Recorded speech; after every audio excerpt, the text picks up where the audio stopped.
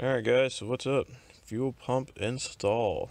Well, full pump removal right now. Maybe not install yet, but removal. So far, the only thing we've done so far is just taking the 4 screws off right here. Remove the cover under the back seat. Unplug the harness. We got that. Then there's a little push things. It's for the fuel line. Squeeze those, pull that off. And then there should be this rubber, or this plastic ring. This turns off. And this turns, counterclockwise is off. So spin that off, and then your fuel pump should come out. And I'm probably going to get some like plastic or something to put here to take the fuel pump out, because there's going to be gas on this when we go ahead and pull it out. So give me a second. Let's go ahead and grab some stuff to pull this out, and we'll go ahead and pull it out. Okay guys, so here is the fuel pump assembly. It sits in here like this in the tank. And when you pull it up, it kind of angles out, and you pull it straight out. Pretty easy. Now the only thing I'm gonna do to remove all this stuff is I'm just need to remove this plug under here, and then I need to remove the float assembly because I'm replacing all this. I'm not gonna use the factory fuel pump housing. So let me go ahead and get the float off, and we'll go ahead and get these wires off because that's really all I need to remove. Most guys, if they run like a Walbro replacement pump, you're going to actually open this casing up and just take out the Walbro. You might have to Dremel out the casing to get the fuel pump in and everything, and then run your aftermarket lines to the top and drill in this and make an adapter, and then use this as your return or make a new return. And too much. We're not doing all that. That's too much work. I don't want to do it. So what we're going to do is we're just going to replace the whole assembly, and then I just need to get this float stuff off. So let me go ahead and get the float off. I think it just removes by like a little clip right there. It shouldn't be too hard to remove. So all right, let's go ahead and get the float assembly off.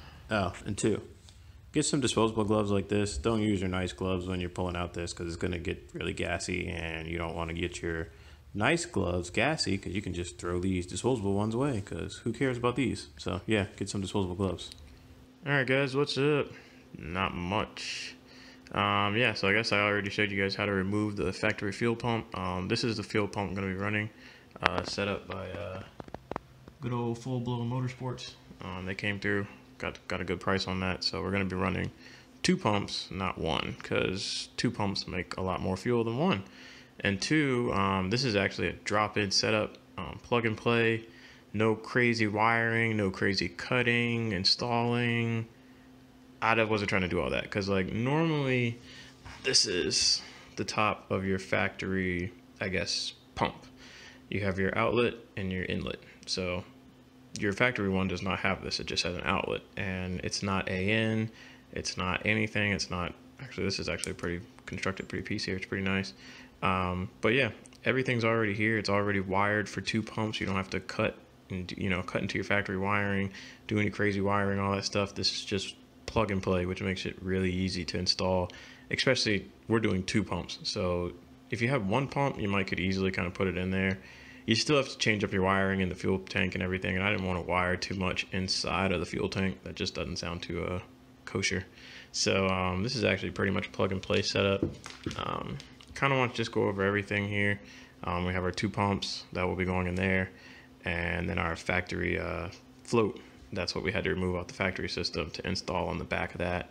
And yeah, so let's go ahead and get all this installed and put together, because I figured I'd do a video kind of showing everything apart, because this is how it comes. It does not come together. You have to put the pumps in, put the filters on and everything yourself, screw the pumps in, and then go ahead and wire up everything too. So this is the factory setup. I mean, this is not the factory setup, but this is actually the setup I'll be running. Is 2 AEM 320 pumps. We're running dual AEM pumps, and we'll go ahead and throw these in there. So, all right, let's go ahead and start and get this assembled.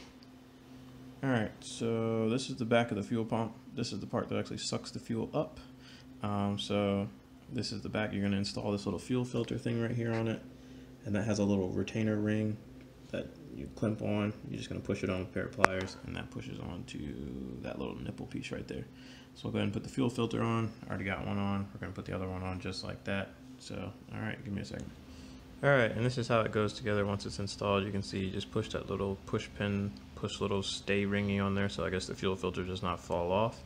Now let's go ahead and slide these in the pump. housing, and then we'll go ahead and tighten that up. Alright, so these are 2 pumps in. All we had to do is just screw down this little nut. This kind of holds the tank pumps in there. The filters are in the back here. You probably can see those in there somewhere. Yeah, the filters are in the back. So, alright, let's go ahead and get some clamps on these and start assembling the top and the return line part. Alright guys, so actually I just went ahead and go ahead and assembled it for you guys so you could actually see how it actually was complete. Once it was complete, you have each line coming out of your fuel pump running up into the feed nozzles up here. So you got your 1 pump, 2 pump, your wiring for your fuel pumps, those are plugged in, all good to go. Even your return line on the back here, the return line comes out and runs back into the, into the cage. Other than that though, the top 8AN feed, this is your feed coming out that goes to your, your fuel rail and everything, and then your return comes back right there. I might have already posted the video on the fuel return setup, not sure yet. If not, it'll be up soon. But yeah, last piece is the factory piece right here. This is your fuel level piece. This goes on the back right here. Plug this in. Alright, let's see here. Fit.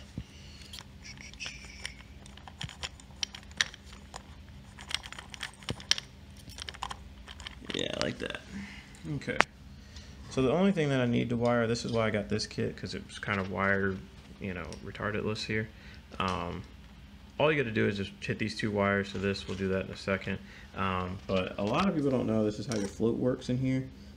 It's got these little, let's get that focus in there. Yeah, these little readings. So when your tank is on E, it's down here, and then when you put gas in your car, this float comes up, and then full tank of gas, pretty easy. So as your gas comes down, your float comes down. That's how your gas gauge works, because there's lots of little lines on here. I'm gonna focus. Yeah. All right. So yeah, this is how it works. So go ahead and wire that up, and then the fuel system will be complete. So yep. All right, guys. We'll see you next time. I don't know if this is the end of the video, but this is the end of this part. So, all right, guys. Later.